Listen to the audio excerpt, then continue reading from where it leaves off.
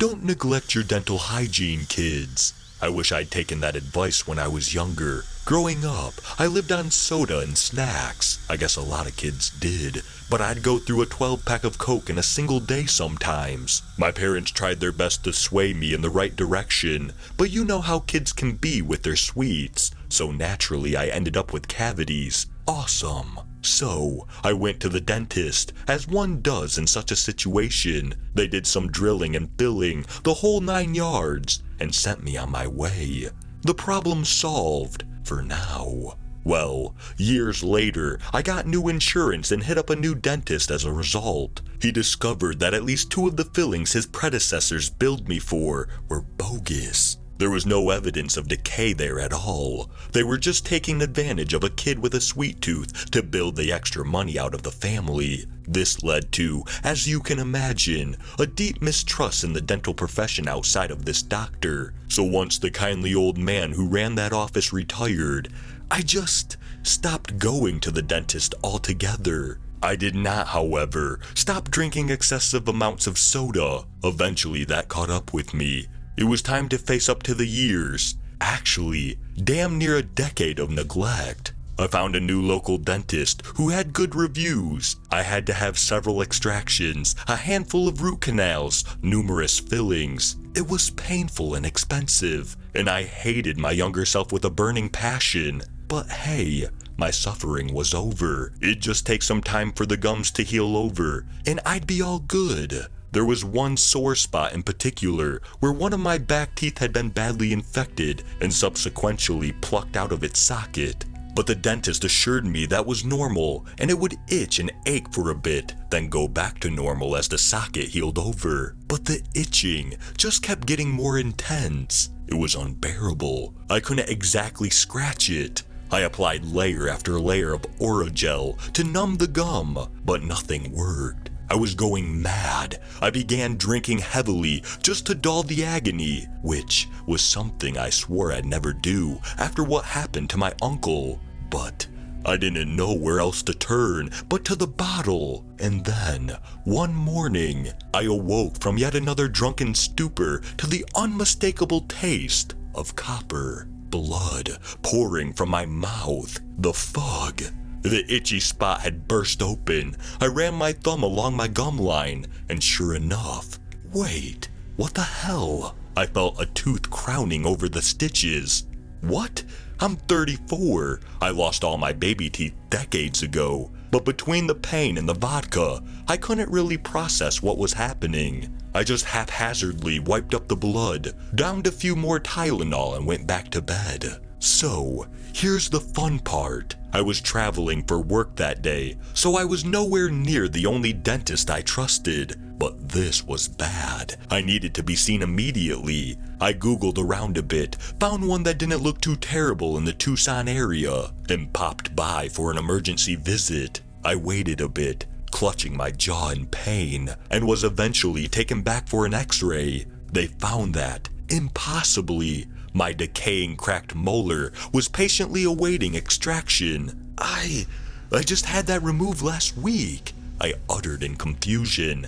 Smelling the alcohol on my breath, the x-ray tech shook his head. I don't know what to tell you, Mr. Harvey. I can see you've had extensive work done, so you're probably just confused. But you can clearly see the tooth right here on this printout. That's impossible. And yet, there it is. You're gonna want that bad boy out before the infection gets worse. I have an opening this afternoon. Piss off. He was scamming me, just like that first dentist. I was sure of it. I'd pop some more pills for the duration of my trip and wait until I got home to see my usual dentist. He stopped me with a firm yet gentle hand on my shoulder. He calmly explained that if I didn't get the tooth removed, the infection could spread and cause a litany of other health issues, up to and including death. He procured a few mirrors to show me the physical tooth and demonstrate that there was no trickery in the x-ray. Fine, insurance wouldn't cover it, but it hurt like hell and I didn't want to risk it spreading. Maybe I really was mixed up with the different tooth I'd had removed. Dr. W had removed 5 teeth total, and I'd been drinking a lot. I guess it's not out of the question.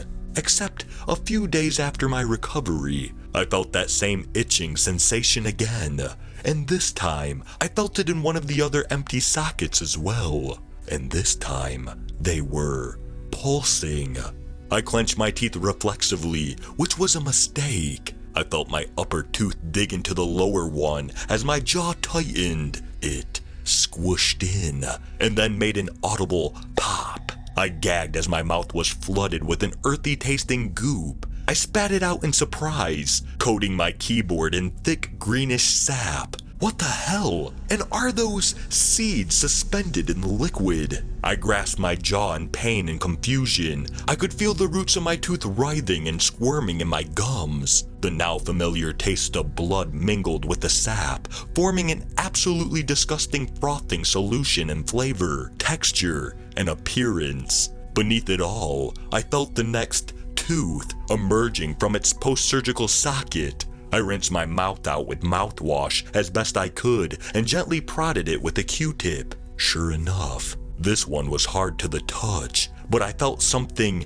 give underneath the enamel coating. At this point, panic had set in and completely sobered me up. I felt the sap-filled pustules growing underneath enamel shells throughout my mouth. I screamed, I vomited, I passed out. I don't really know what happened next. I woke up in a hospital-style bed in an unfamiliar dentist office. I hazily looked around, but didn't see anyone. I flicked my tongue around my mouth. Maybe it was all a dream. To my horror, I found a nearly completely empty gum line across my entire lower jaw, and a handful more were missing from the roof as well. Ah, good morning. You were in a pretty bad accident, I wager. Not sure what happened, but when your roommate brought you in, there wasn't much to work with. We saved what we could, but, well, I'm here to take a cast for partial dentures, said the stern dentist, presumably responsible for tearing out all of those God knows whats from my mouth.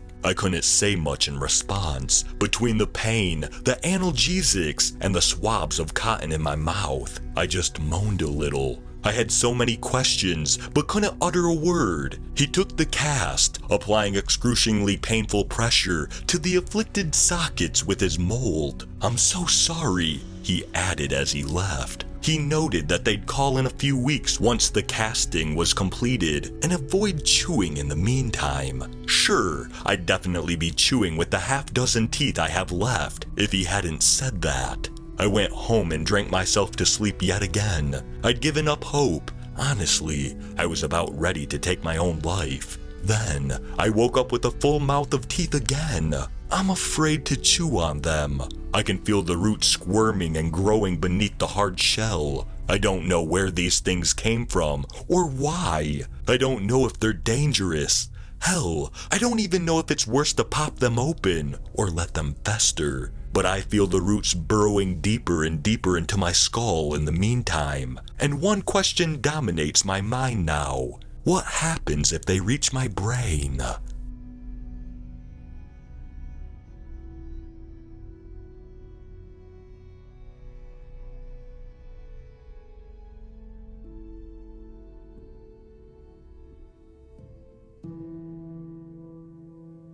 Thank you for listening to I Keep Pulling Out My Teeth, but They Keep Growing Back by Desuro. If you enjoyed this story, please leave a like. And if you enjoy hearing stories from me, please subscribe and become a resident of Hill Street and let me know how I'm doing in the comments. And I hope all of you have a fantastic night.